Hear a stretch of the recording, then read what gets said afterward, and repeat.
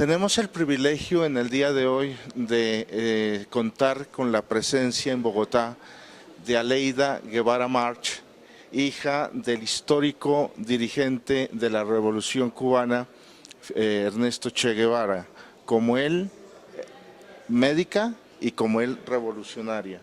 Aleida, tú has dicho que América Latina está caminando. Los procesos de Venezuela, Ecuador, Bolivia, procesos sociales como movimientos en el Brasil y bueno, en el resto de América Latina. Ese caminar en América Latina demuestra que el sacrificio del Che no fue en vano. No, ningún sacrificio de hombres y mujeres que piensan en un futuro mejor para su pueblo es en vano nunca. De alguna manera queda la semilla sembrada y con el tiempo florece un buen árbol. La situación de Cuba, en alguna oportunidad, si no estoy mal, en el mensaje a la tricontinental, el Che Guevara hablaba de que Vietnam se encontraba trágicamente solo. Cuba estuvo muchos años trágicamente solo, el país, la isla trágicamente sola, abandonada por parte de sus hermanos latinoamericanos por imposición del imperio. Cuba también está caminando, hoy era impensable hace muchos años que hoy Cuba fuera el país presidente pro tempore de un organismo como la CELAC. ¿Hacia dónde avanza Cuba? Bueno, en primer lugar déjame aclararte que Cuba estaba aislada de los gobiernos latinoamericanos, pero nunca de los pueblos.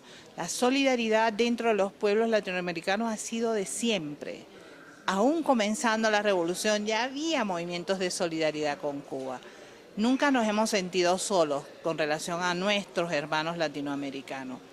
Pero claro, con los años estas cosas han ido cambiando gracias a estos procesos que han surgido en el resto de nuestra América.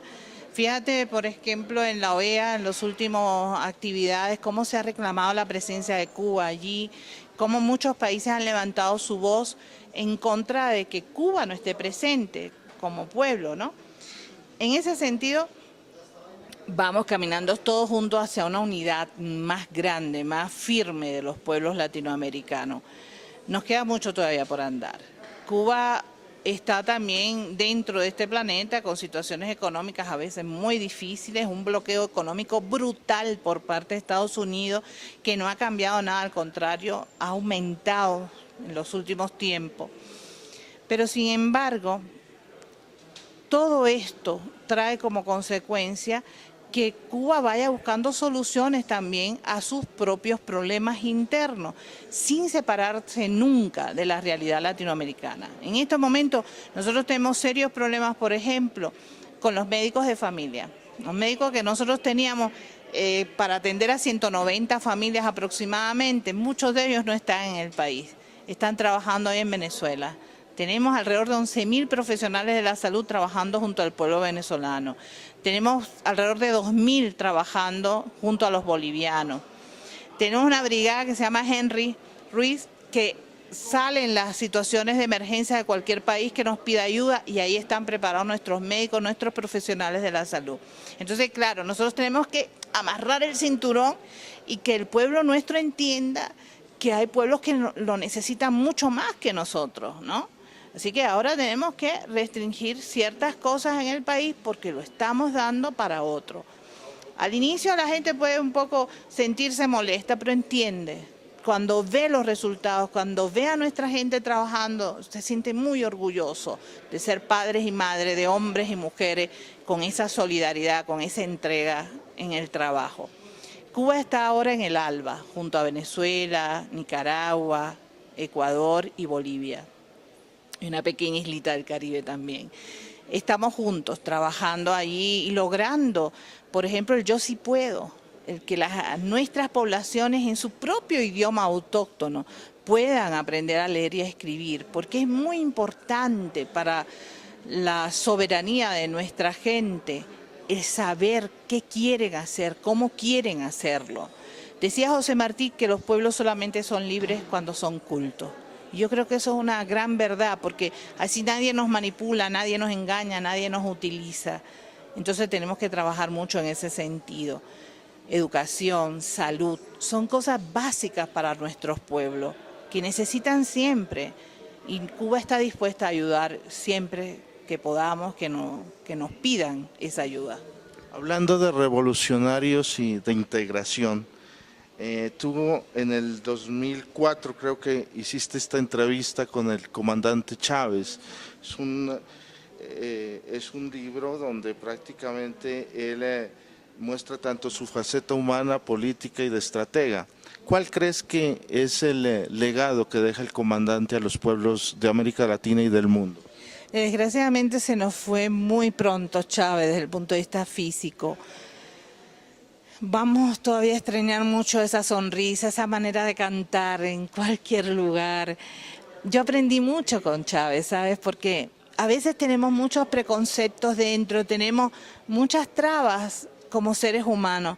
Él liberó muchas de las mías, es decir, que con su actitud yo puedo cantar ahora. Normalmente nunca lo hago porque me da mucha vergüenza y soy muy tímida en esas cosas, pero después que Chávez cantaba públicamente decía, si él puede, yo también. Entonces, son cosas que van marcando a la gente. Chávez con esa sonrisa, con esa humanidad extraordinaria, con esa honestidad absoluta que tenía como ser humano, nos mostró muchas cosas que podemos hacer, que podemos ser mejores seres humanos también, buscando la unidad, la solidaridad, la entrega para mejorar la situación de tu pueblo, tratando por todos los medios de que la gente viva mejor, porque tienen el derecho a vivir mejor, porque podemos ser dueños de lo que producimos, porque es nuestro. Durante siglos nos han arrebatado, nos los han tratado de quitar. Entonces es tiempo de que seamos dueños de lo que producimos realmente, para poderlo invertir en beneficio social. Chávez nos ha enseñado todas esas cosas y ha hablado también de unidad, ha hablado de la unidad de los pueblos latinoamericanos. Y yo pienso que Chávez hizo despertar nuevamente al libertador, a Simón Bolívar. Y otra vez está cabalgando junto a nosotros buscando esa solidaridad, buscando esa unidad latinoamericana. Sin embargo, ahí está la amenaza. El imperio, no obstante que hay una declinación en su poderío, sin embargo está allí. El Che decía que al imperialismo hay que batirlo en una gran confrontación mundial. En América Latina se ha empezado a dar una confrontación frente al imperio. ¿Tú lo mirarías así?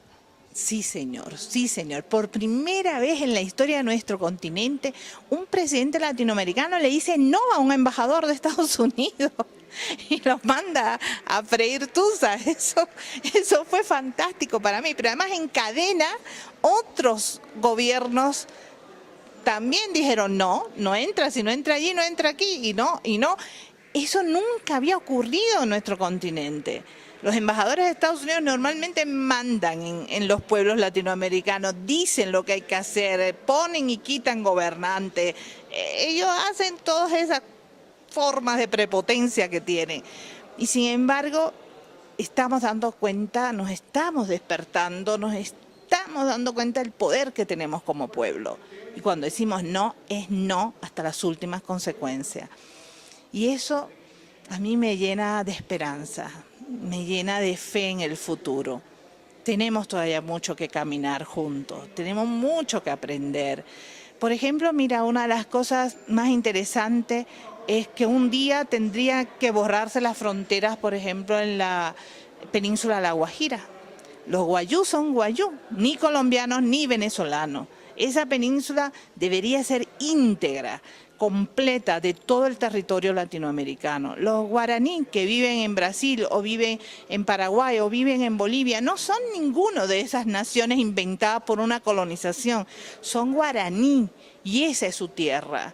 Y un día tendremos que aprender a respetarlos de verdad como población autóctona, tendremos que aprender de ellos tantas cosas. Ya te digo, yo he tenido el privilegio de estar, por ejemplo, con parteras quichua en el norte de Ecuador y aprender de ellas cosas que me han dejado maravillada como médico. He aprendido mucho, he aprendido cosas tan simples, por ejemplo, como una indígena guayú no se quería atender con un médico blanco, con un médico nuestro. Y le preguntamos, ¿pero por qué no quiere?